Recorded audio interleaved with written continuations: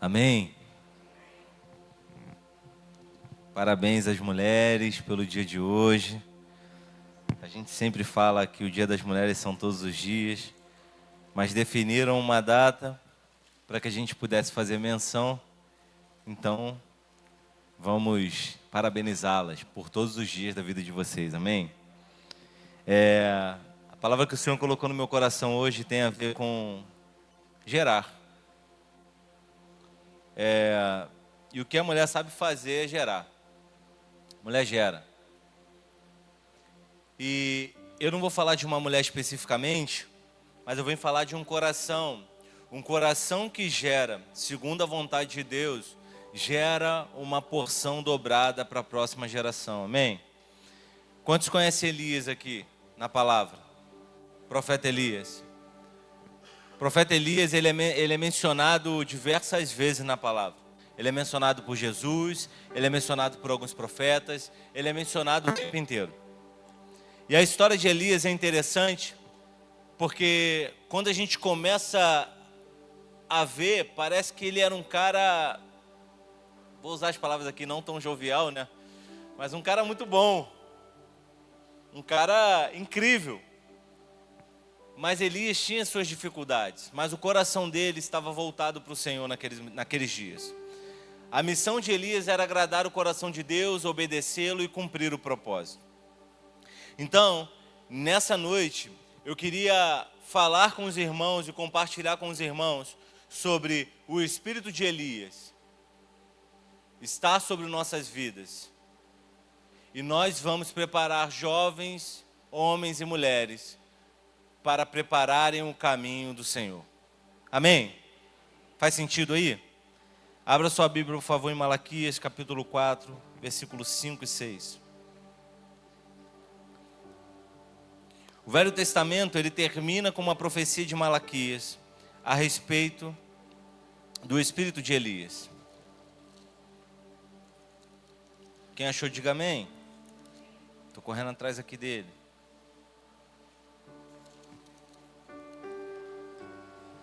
O texto diz assim: Vejam, eu enviarei a vocês o profeta Elias, antes que venha o grande e temível dia do Senhor. Ele fará que o coração dos pais se voltem para o coração dos seus filhos, e o coração dos seus filhos para os seus pais. Do contrário, eu virei e castigarei a terra, separando-a para a destruição. Às vezes, quando a gente vai falar sobre avivamento, a gente vai falar sobre o último avivamento, existem muitas palavras que falam sobre o último avivamento, a gente imagina um avivamento que a gente está acostumado a lidar. Um avivamento que a gente vê muito barulho, muita manifestação, muita gritaria, as pessoas tendo liberdade de adoração, mas eu queria falar sobre algo que é tão importante quanto essas coisas que a gente está acostumado a viver. Filhos e pais unidos pelo mesmo propósito. Filhos e pais entendendo a missão que carregam. Uma das virtudes que eu vejo em Elias era que ele era um homem que preparava o filho, a próxima geração, não na medida dele, mas na medida que o Senhor estabeleceu para a próxima geração. Quando eu vejo o tratamento de Elias com Eliseu, eu não vejo Elias dizendo para Eliseu: olha, faz o que eu quero, eu já estou acostumado assim, vai dar certo. Eu não vejo Elias provocando Eliseu para que ele fizesse, repetindo o que Elias tinha feito. Em todo tempo, eu vejo Elias ensinando a Eliseu olhar para o mesmo propósito que ele estava olhando. A virtude de quem está na frente não é fazer com que as pessoas que estão atrás copiem os seus atos de fazer alguma coisa. Mas a virtude de quem está na frente, olhar para o de trás e dizer: olhe para o que eu estou vendo. Haja na medida que eu estou fazendo, olhando para aquele que é o dono e tem governo sobre todas as coisas. Muitos de nós falamos sobre avivamentos poderosos, milagres, reinado do Senhor, mas a Bíblia revela que antes dos últimos dias precisa acontecer uma conversão de gerações. Filhos e pais debaixo da mesma palavra.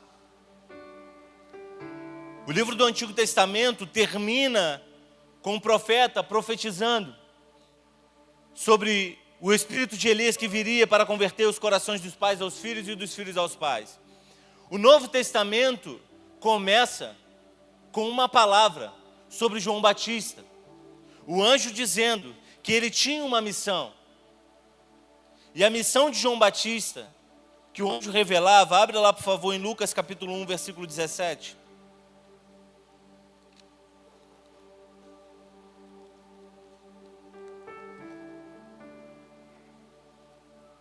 Lucas capítulo 1, versículo 17. Diz assim: Ele irá diante do Senhor, no espírito e no poder de Elias, para fazer voltar o coração dos pais aos filhos e dos desobedientes à sabedoria do justo, e assim deixando um povo preparado para o Senhor. Eu entendo que esse espírito, esse poder que operava em Elias, era para trazer ordem, para que o Senhor pudesse estabelecer e cumprir a sua palavra. O que nós hoje precisamos, como igreja, é preparar um lugar com ordem, com os olhos voltados para o Senhor, para que Ele possa cumprir a sua palavra, para que Ele possa estabelecer a sua palavra.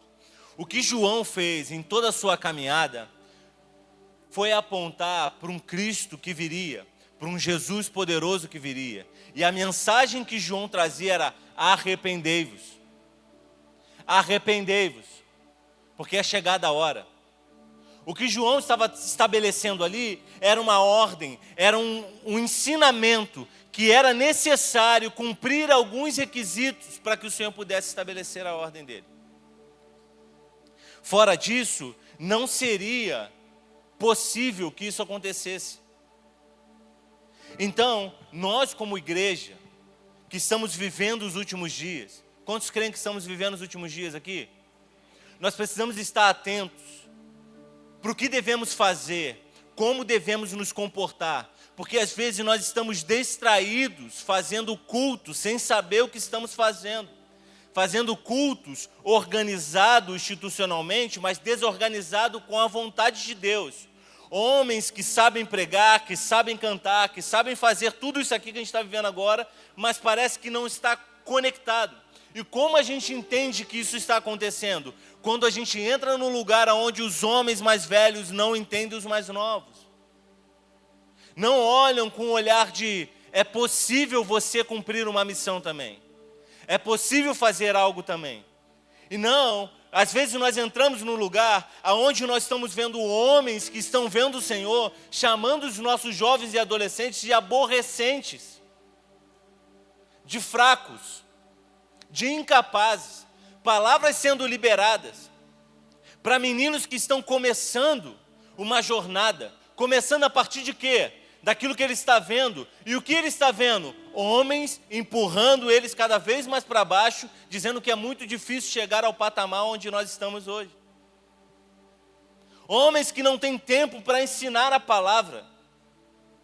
Homens que têm preguiças de ter assunto sério com o adolescente, porque você sabe que ele vai rir da tua cara quando você falar algo que ele não está concordando. O que nós precisamos entender é que cada um carrega uma medida, e essa medida é fundamental para a continuação do Evangelho. Não é concordar com o que estamos vendo na fraqueza dos meninos, mas é entender e preparar esses meninos para que eles possam ser uma resposta quando nós estivermos ausentes. Ou será que a gente vai ficar aqui para o resto da vida? Quando eu vejo o relacionamento de Elias e Eliseu, eu vejo um modelo de transmissão geracional. Agora, entrando no modelo prático de como Deus restaura gerações, vamos olhar para Elias e Eliseu nesse comportamento de ensinamento. Primeira coisa, em 1 Reis, você não precisa abrir, capítulo 19, é o momento em que Elias encontra com Eliseu e chama Eliseu. A primeira coisa que Eliseu entende é deixar o passado, sacrificar o que pretendia e seguir a Elias. Jovens, se nós queremos continuar o legado, ou continuar fazendo aquilo que a gente está vendo os homens que são a nossa referência fazer, é necessário você entender uma coisa. Você precisa deixar o seu passado. Você precisa queimar tudo que você tem. E você precisa amar o homem que Deus colocou como referência na tua vida. Amém? Quando a gente vai ler esse versículo, a palavra fala que Eliseu estava cuidando de bois, estava cuidando do que tinha. E quando ele viu Elias, e Elias conversou com ele, parece que o coração dele trocou com Elias. E eu estava numa aula com o professor Patrick, quinta-feira, e ele falou algo muito poderoso naquele momento de ensino, que ele falou que o evangelho é troca de coração. Ei, nós precisamos trocar o coração com aqueles que estão da nossa volta. E eu acredito que quando eu estava lendo esse texto, relendo, eu lembrei das palavras do Patrick dizendo: gente, o evangelho é troca de coração. Eu acredito que o que aconteceu entre Elias e Eliseu foi uma troca de coração. Eu entendi você, por isso estou aqui. E eu estou disposto a largar tudo para fazer aquilo que você está fazendo. Então, Eliseu deixa tudo. Em um certo momento de caminhada, já Elias cansado, Elias já indo para o fim dos seus dias, algo muito poderoso aconteceu ali. Olha só que interessante. Existiu 3 episódios que aconteceu repetidamente, que tinha tudo para Eliseu abandonar o seu mestre.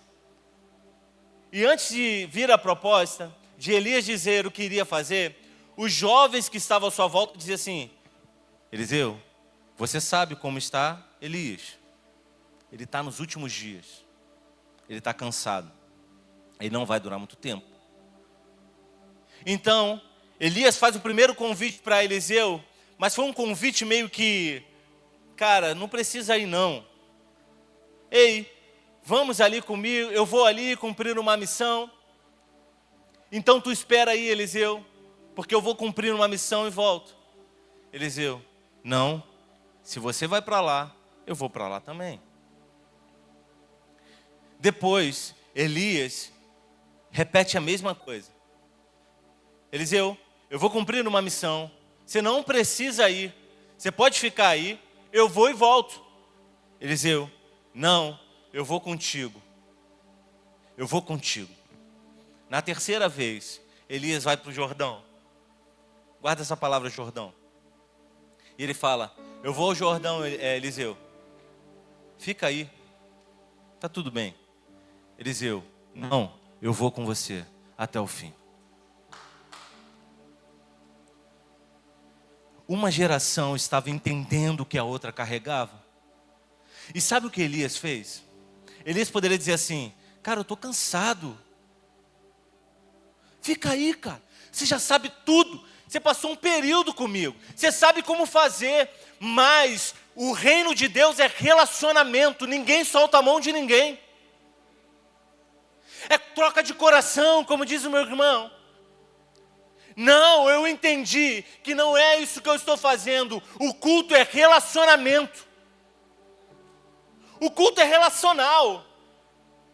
Quando Jesus cria um jardim, Ele estabelece um homem e uma mulher, é para relacionamento. Isso é culto.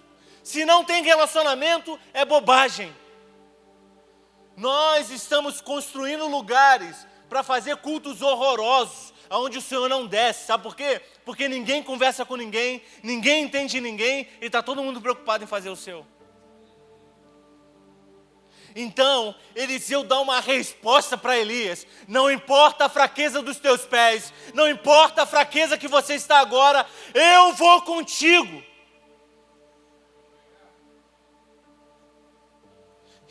E Elias disse: então vem.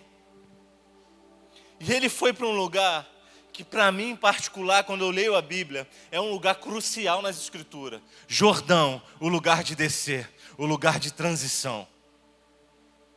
Moisés, quando vê Josué e vai passar o bastão, foi no Jordão. Elias com Eliseu foi no Jordão. João Batista com Jesus foi no Jordão. O lugar aonde nós descemos. Alguém tem que descer para que o outro carregue o bastão que está nas mãos. O Evangelho não pertence a uma pessoa, o Evangelho pertence a um Deus poderoso, geracional, relacional, que ama homens e mulheres com a sua simplicidade, com a sua capacidade de entregar algo. É por isso que nós estamos aqui. É por isso que nós vivemos isso. Então, Eliseu pede ao Senhor algo que estava sobre Elias. Ele diz assim: eu peço-te, em 2 Reis capítulo 2, versículo 9, eu peço-te uma porção dobrada do teu espírito. Eliseu não estava querendo sobressair ou querendo ser o suprassumo. Você é melhor do que você, Elias. Não, Eliseu viu o que Elias viu. Ele não estava se relacionando somente com aquele homem. Ele estava se relacionando com o Deus daquele homem. Isso é muito importante a gente entender. Porque se a medida do Evangelho é a medida que você está vendo eu, ou uma referência que pregar, ou alguém que é muito próximo de você, você ainda não entendeu o Evangelho. O Evangelho é Jesus Cristo. Amém? Quando nós olhamos para alguém que está levando o Evangelho, você precisa entender que essa pessoa pode ser a melhor pessoa que você já viu falar na vida, fazer algo na vida, mas essa pessoa está apontando para Jesus. Amém? E o que Eliseu viu foi o que Elias viu. Ele viu o Senhor. E ele diz: eu quero a porção dobrada que o Senhor tem. Por quê? Porque eu quero aumentar a potência da tua palavra na terra. Eu quero gerar. Eu quero fazer o que Elias fez, mas numa porção mais violenta. Por quê? Porque eu sei que o Senhor vai fazer cumprir a tua palavra sobre aquilo que o Senhor já estabeleceu. Então você me usa de uma porção dobrada. Amém? Isso não é uma ambição, isso é responsabilidade. Eliseu queria carregar o legado e multiplicá-lo. E quando Elias sobe, repousa o espírito de Elias sobre Eliseu. 2 Reis, capítulo 2:15. E a gente começa a ver Eliseu a se movimentar na medida que ele viu Elias numa porção ainda mais violenta. Por quê? Porque ele conheceu o Deus de Elias. Ele não se relacionou somente com o homem. Ele se relacionou com o mesmo Deus que aquele homem se relacionava. Em um dado momento, Eliseu estava num lugar, dormindo. Então, um rei preparou todo um exército e perguntou assim: existe algum judeu naquela terra? Aos homens: existem. Eliseu, o profeta Eliseu está lá. Então, os homens falaram assim: prepara uma carruagem, prepara um exército, seque aquela terra, vamos buscar ele. Vamos minar ele. Então, a palavra diz que saíram os cavalos, saíram as carruagens e começaram a cercar o lugar onde Eliseu estava. Então Eliseu estava naquele lugar dormindo e quando amanheceu, Eliseu perguntou para os jovens: o que está acontecendo? E eu acredito que os jovens estavam muito temerosos. E os jovens falaram para ele assim: a cidade está cercada, meu amigo. Eu imagino trazendo aqui para mim: a gente tem que se virar, porque é certo, vai dar ruim. Eliseu, com muita calma e sabedoria, porque ele estava debaixo de uma palavra, amém? Ele não chega para aqueles jovens e fala assim: fica tranquilo, Deus vai garantir a gente, eu sei. Elias não faz isso. Elias ora e fala assim: Senhor, abra os olhos desses jovens para que eles possam ver o que eu estou vendo. não é convencimento de palavras. Veja o que eu estou vendo. Imediatamente os olhos daqueles jovens se abriram e eles viram no cume do monte um exército poderoso, muito maior do que o exército que estava cercando eles, porque eles puderam contemplar o que Eliseu estava vendo, não o que ele estava falando. Isso é importante numa transição geracional. Por favor, não tente ensinar na medida da sua porção. Deixe eles verem o Deus que você viu, o Jesus que te transformou, o Evangelho que te alcançou. Todos nós precisamos ter acesso, porque às vezes nós somos o véu dos jovens. Já viu aqueles jovens que a gente bota medo? Não entra nesse mover não, hein? Senão vai dar ruim para você. É só para os que estão abençoados. Para com isso, esse evangelho não existe mais, amém? Entra de cabeça. Sabe por quê? Porque o Deus que eu sirvo ama você mais do que eu. O evangelho é relacional. E vou repetir de novo, Patrick. O evangelho é troca de coração. Enquanto você estiver na sua medida, deixando as pessoas, não entra no santo dos santos não. Porque aqui, meu irmão, aqui é só para os galácticos. Pastor, vice-querubim, apóstolo, médico, advogado. Ei, o véu se rasgou. Entra, mas entra de cabeça, para você ter uma postura como Eliseu. Queime as carroças, queime tudo, para você não ter nem chance de olhar para trás. Quando Eliseu foi chamado, a única coisa que ele falou assim: deixa eu falar com a minha mãe e com o meu pai e queimar tudo que eu tenho. Abandonar tudo que eu tenho. Porque a partir de agora, eu vi o Deus que você serve, e eu entendi que tudo que eu tenho, pai, mãe, vizinho, não me basta mais. Eu quero esse Deus. A visão profética, ela precisa estar aberta para todos aqueles que estão servindo a um Deus, como aqui agora, nessa noite. Nós estamos tendo várias atividades, várias coisas nesse dia. As igrejas estão fazendo várias atividades nesses dias. Você tem evangelismo, você tem classe para não sei o quê, você tem um monte de coisa. Tem culto para jogadores de futebol, tem culto para empresário, tem culto para pessoa que não tem nada, tem culto para tudo. Aonde você quiser, você tem um culto. Tem culto para coach, tem culto para não sei o quê, um monte de culto. Mas eu tenho aprendido que a gente ficou péssimo em fazer culto para o Senhor. Péssimo. Porque a gente aprendeu um monte de coisa, só não aprendeu a ter relacionamento com Jesus. Como assim, Nietzsche? Se eu não falo com o meu irmão que está do meu lado, eu não tenho relacionamento com Jesus. Se eu tenho treta o tempo inteiro, você não tem problema em divergir com alguém. Mas se você não é maduro o suficiente para sentar numa mesa de alguém que você não está concordando teologicamente, comportamentalmente, sei lá, mente, tudo ente, você não está entendendo o evangelho. O evangelho é você sentar na mesa daquela pessoa que você fala assim: cara, que cara esquisito. Eu jamais chamaria essa pessoa para sentar na minha casa. Aí Deus fala assim: jamais? Abre as portas, eu vou levar ela lá.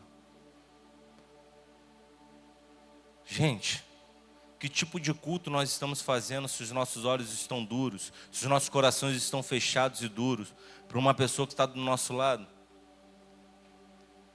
A gente aprendeu a fazer que tipo de culto?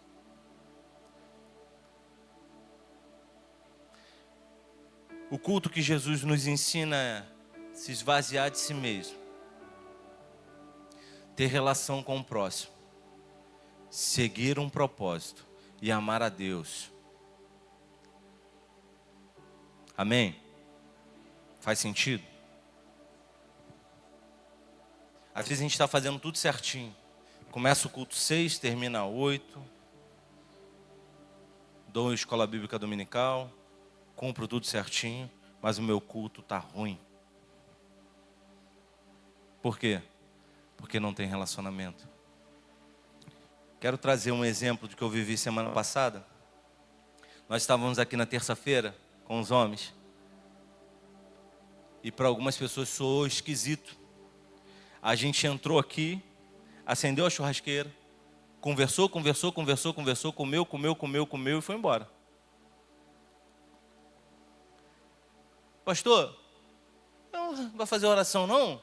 Não vai ter um momento de palavra não? A gente teve um culto. O Senhor teve naquele lugar ali. Mas por quê? Aprendi que culto, irmão, tem que ter oração, palavra, louvor. Culto tem que ter relacionamento. O resto é só alegoria. Amém? Aí você não sabe fazer culto na sua casa. Há uns anos atrás, muitos anos atrás, a Aline falou assim: Nietzsche, tu fala dos meninos, agora eu vou falar de tu. Nietzsche, cara, a gente precisa sentar na mesa com os meninos, abrir a palavra, ensinar a palavra, porque esses meninos estão crescendo. É óbvio, né, gente? É natural. Precisa fazer um cultozinho caseiro e tal. Em particular com a nossa casa, eu sei que alguns irmãos fazem isso, não condenam. Deus falou assim: que tipo de culto vocês vão fazer? O mesmo culto do domingo, da quarta? Vocês vão ensinar o seu filho a ser mecânico? E no trabalho, como ele vai cultuar? Se não tiver violão, se não tiver teclado, se não tiver canto. Como cultua no trabalho? Alguém sabe cultuar no trabalho aqui? Alguém sabe trazer a presença de Deus dentro de um ambiente caótico? O que eu estou falando aqui é muito sério. Porque se nós tivermos relacionamento com Deus, ao sentar no trabalho e ter conversa com um amigo, conversar com um amigo na luz daquilo que o Senhor já te instruiu, o Senhor está presente. Se Ele está presente, tem culto. Eu trabalho do lado de um menino que ele é homossexual. Qualquer crentezão, brabão, me troca de lugar que eu não me misturo. Eu estou fazendo culto com aquele menino há 1 ano. E aí, cara, meu bonitão, tudo bem? Como é que você tá? Tá bem? Tô bem. Maravilhoso. Pô, que legal, cara. E aí, como é que tá seu dia? Como é que tá seu dia? Até um momento que ele começou a se constranger com as coisas que ele falava. Sabe por quê? Estava tendo um culto, o Senhor estava naquele lugar. E quando o Senhor está no lugar, cultura cai por terra, modelo cai por terra, tudo cai por terra. É Ele, a presença e um povo se relacionando.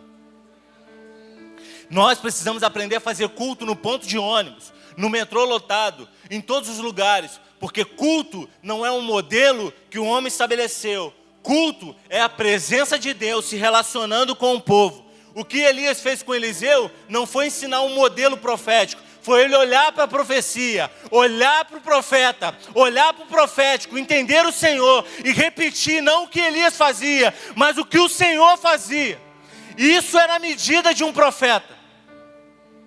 O profeta não repete coisas de outro profeta. O profeta repete o que o próprio Deus está falando. Senhor, o Senhor está falando para o novo tempo. E nós estamos preocupados com worship, com música acelerada. Não, nós temos que estar preocupados com a visão apurada no Senhor. Entendendo, Senhor, o que o Senhor quer agora, o que o Senhor quer agora.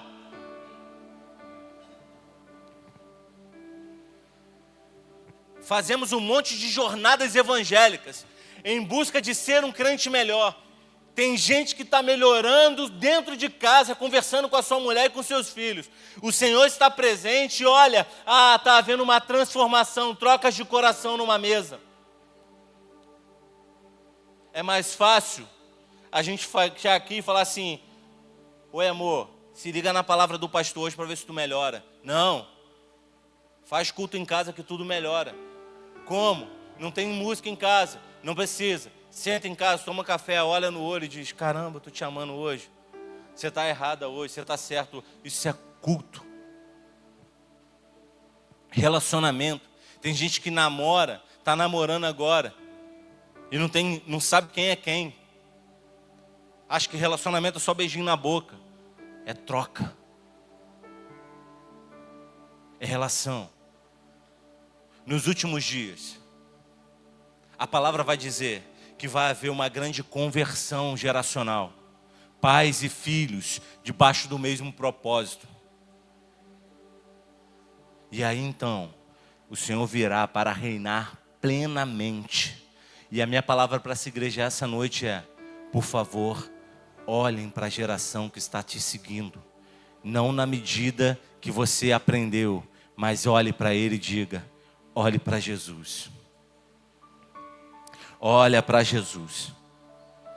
Mas Nietzsche, você é um cara que eu gosto. Ok, olha para Jesus, porque não é o teu gosto, é a vontade de Deus.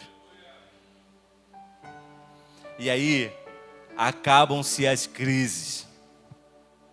A parede é preta. Tem luz na igreja, parece uma boate a igreja. Para. Deus não está nem aí para essa luz, cara. Deus visita quando tem pessoas com o coração quebrantado, disposto a olhar para o seu irmão e dizer: boa noite, meu irmão, que bom que você veio. Nós vamos compartilhar do mesmo Pai, do mesmo Deus, do mesmo Filho, do mesmo Espírito.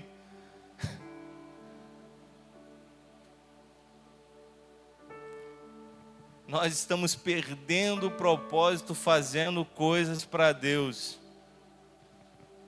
Evangelismo, conferências, tudo você pode fazer. E é bom, mas se não tiver relacionamento entre os irmãos, você só está fazendo barulho e festa. E eu já tenho falado isso aqui algumas vezes. Eu não quero ser mais um peso nessa terra. Como assim? Eu não quero passar nessa terra distraído com tantas promessas que já está sendo liberado sobre a igreja do Senhor. E eu digo para o Senhor todos os dias: deixa eu ser participante daquilo que você tem para hoje. A cada manhã existe uma palavra liberada sobre a nossa vida. E às vezes nós estamos distraídos, querendo fazer coisas que aprendemos no culto e a gente não entendeu o que a gente tem que fazer. Uma das piores coisas para mim, ultimamente, e eu não estou falando isso de desdém, é fazer isso que eu estou fazendo agora. Falar para um monte de gente. Eu estou evitando o máximo de fazer isso. Mas eu sei qual é a minha missão e eu vou cumprindo. Eu prefiro muito mais falar com 2, 3 pessoas e eles entenderem o Jesus que transformou a minha vida, do que eu ficar tateando aqui, ó. Olhando para você, Juninho, olhando para você. Às vezes tem pessoas que tu tá falando um negócio, a pessoa tá assim, letrinha pro outro aí, tá falando de alguém.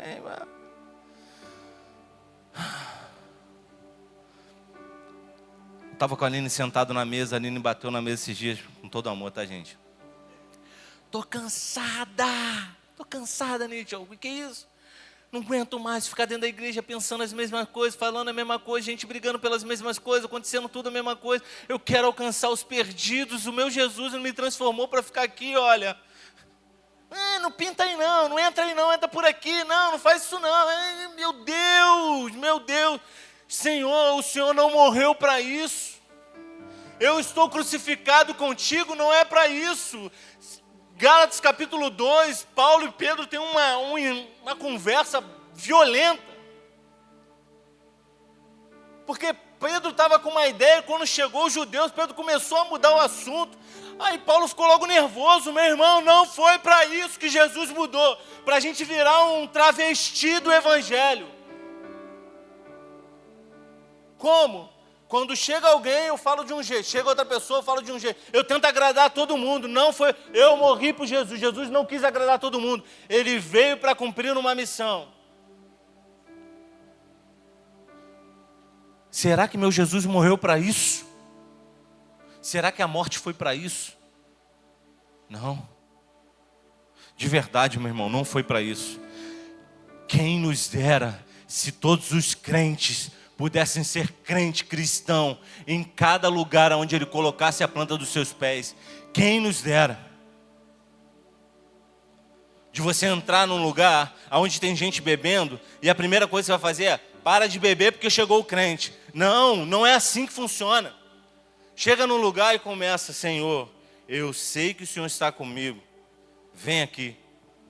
E aí você começa a ver as pessoas alargarem as coisas, sabe? Para quê? Para servir o mesmo Deus que rege a tua vida. É esse tipo de evangelho que nós estamos buscando. Eu não quero ser um homem travestido de cristão em um lugar. Não quero. Eu não quero ser um homem aqui na igreja e ser outro homem lá fora. Não quero. Eu não quero ficar trocando, chegar no meu trabalho e ficar assim: eis que vos digo, patrão, que nós faremos coisas. Não quero. Eu quero ser gente em todo lugar onde eu for. Eu quero ser normal. Eu quero ser filho de Deus. Eu quero ter a minha identidade aguçada, para que os corações dos meus irmãos sejam trocados, o meu com ele. O meu com ele. Eu quero sentar numa mesa e pegar um ateu. E no final da nossa conversa, o ateu falar assim: cara, que besteira que eu fiz. Aí eu falei: o que houve? Eu li muito, eu estudei muito, eu busquei muito. E hoje eu não consigo ver o Deus que você vê. Não larga esse Deus, porque eu não consigo mais. É esse tipo de pessoa. Esse cara que é ateu, ele é especialista em física quântica, história, leu tudo. Eu fiquei, inclusive, uma palavra que eu vou dizer aqui. Eu entrei no seminário depois de uma conversa com esse homem. Porque ele me engoliu de textos, me engoliu de história, mano. Me deixou vazio, me deixou um lixo. Fiquei olhando aquilo, eu falei assim: meu Deus, o cara conhece coisas que eu nem sabia, cara. Ele: não, tu sabe por que aconteceu isso naquela época? Eu falei: já estava vendido. Eu falei: Senhor, que isso? Estou passando uma vergonha que danada. Aí o Espírito falou assim: fica tranquilo. E aí eu comecei a conversar com aquele homem, com as minhas simples palavras naquele momento. E no final aquele homem falou assim: não larga esse Deus. Não larga esse Deus. Mas eu falei assim: Senhor, eu preciso me aperfeiçoar. Porque eu jamais quero passar essa vergonha que eu passei. Nunca mais. Mas eu entendi que isso é vaidade minha, amém? Vaidade minha. Mas eu entendi que o Senhor não precisa de muitas coisas. Ele é poderoso para transformar todas as coisas no seu devido momento. Nunca foi sobre nós. Sempre foi sobre Ele. Para a transformação de Paulo, um grande teólogo, estudou suprassumo de todas as coisas aí. Ele só precisou cruzar o caminho de Paulo, para que Paulo entendesse a missão. Se nós carregamos esse Deus, e a gente tem convicção que Ele anda com a gente só precisa fazer com que Ele atravesse a vida das pessoas que passam pela gente todos os dias. Atravessa. Senhor, atravessa. Para quê?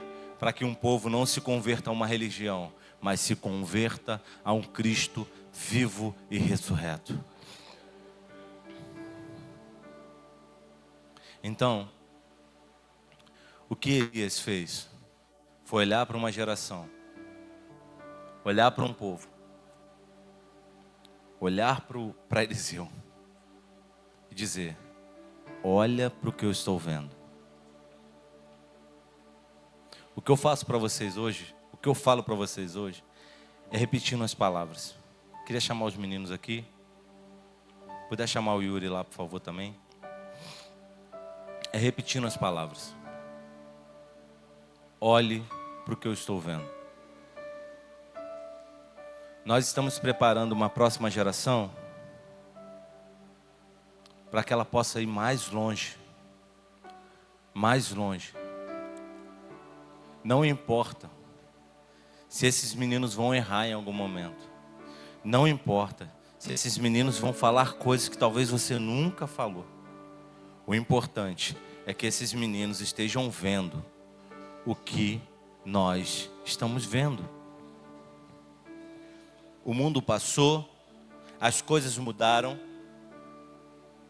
a dinâmica do mundo mudou. Nós estamos vivendo num mundo mega acelerado. A facilidade das coisas só acelerou a gente. E a gente quer conversar com eles na medida que a gente foi criado. Não tem como. Vai dar ruim. Para ficar 1 hora conversando com o jovem, para tu ver o que vai acontecer. Aí você fica assim, não, tem que parar para ouvir. Para, meu irmão. Para de querer empurrar um movimento que está acontecendo. Ou você faz com que ele olhe para Cristo e ele veja Cristo nesse mundo que você está discordando, ou você vai ficar lutando com uma avalanche de informações que estão chegando. Eu lembro que quando eu era adolescente, todo problema que eu tinha em casa com meu pai, com a minha mãe, que meu pai me castigava, me pegava, não tinha o YouTube para poder dizer para mim assim, ó, seu pai é um lixo, sua mãe não presta. Não tinha nada disso. Eu tinha que voltar para dentro de casa e ouvir o mesmo pai, pô. Hoje, o teu filho, quando ele ouve um grito teu sem explicação, quando ele apanha de você sem motivação e sem explicação, alguém vai falar para ele o que ele tem que fazer, pô. E normalmente esse alguém está dentro de um quarto numa tela, discipulando o teu filho, ocupando o espaço do teu filho. Sabe o que você tem que fazer? Não deixar espaço para o seu filho, para que ele possa ser discipulado pelo outro. Se o teu filho está com problema, você pode até corrigir ele, mas preenche esse espaço. Porque 1 segundo seu, no lugar do seu filho, vai entrar um louco na internet e vai tragar o seu filho. Porque o que os jovens mais querem hoje é ouvir a mesma língua deles. Mas a gente está aqui, fingindo que a gente sabe. E a gente está tomando na cara o tempo inteiro e dizendo que a gente não sabe. O que a gente precisa fazer? Fazer com que os nossos filhos vejam o mesmo Jesus que mudou a minha vida. Eu conversei com a Aline nesse momento que eu falei do testemunho. Eu falei, Aline, a gente pode fazer 10 cultos na semana, mas se eles não verem Jesus, fracassaremos. A gente pode fazer o que for. A gente pode salvar 1000 pessoas por dia. Se os nossos filhos não verem Jesus, nós fracassaremos. E aí eu te pergunto, como eles vão ver Jesus? Leva ele para o lugar onde você encontra Jesus. Leva ele para o mesmo lugar onde você se relaciona com Jesus. Aonde você está se relacionando com Jesus hoje? É uma pergunta mesmo, para você bugar a sua cabeça aí. Qual é o lugar que você encontra com Jesus, que não é nessas 4 paredes que ninguém tem tempo de falar com ninguém aqui? Aonde você vê Jesus no teu ordinário? Fala para mim, meu irmão. Aonde você pode chegar para o seu filho e falar assim, filhão, abre o meu telefone aí e olha o meu histórico de navegação na internet para ver se tu vê Jesus.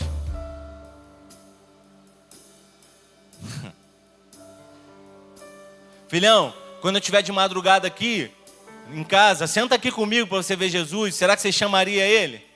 Ou você teria vergonha dele ver o que você está vendo? Não é um dedo apontado. É uma palavra liberada. Se você quer que seu filho conheça Jesus, você precisa levar ele para o mesmo ambiente onde você se relaciona com Jesus. Eu te aconselho, se for só quarta e domingo, terça, quinta, segunda, sexta e sábado, alguém está entrando no lugar onde deveria ser seu. Existe um segredo.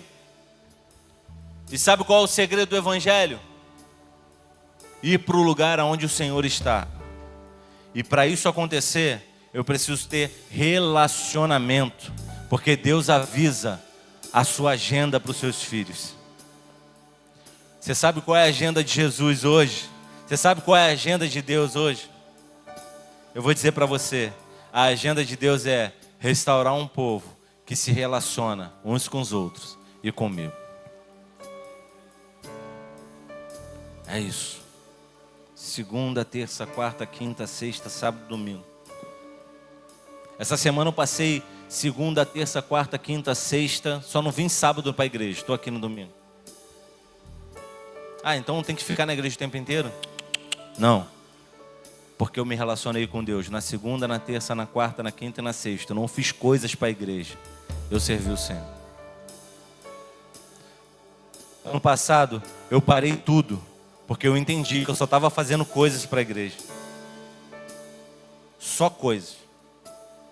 Eu não conseguia sentar ali e fechar os olhos sem olhar para tudo que estava acontecendo.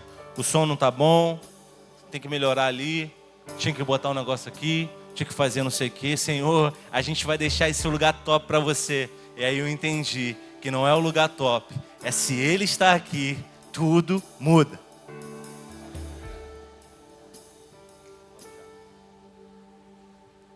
Então, o que eu vou fazer aqui essa noite não é um apelo, é uma participação de uma geração que está entrando no lugar onde o Deus que me transformou, para eles encontrarem Jesus também. Eu com 16 anos de idade, eu fui tocado pelo Senhor no ambiente espiritual e eu nunca mais parei de servir ao Senhor. Não era porque o pastor que era meu pastor na época era muito bom. Não era porque a palavra da época era muito boa. Não era porque tudo que nós estávamos fazendo era muito bom. É porque eu encontrei Jesus. O Jesus que transformou a minha vida.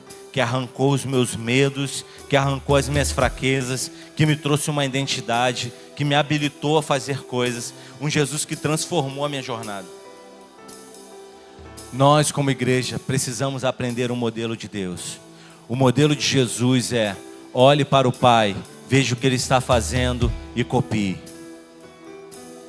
Você pode ficar de pé?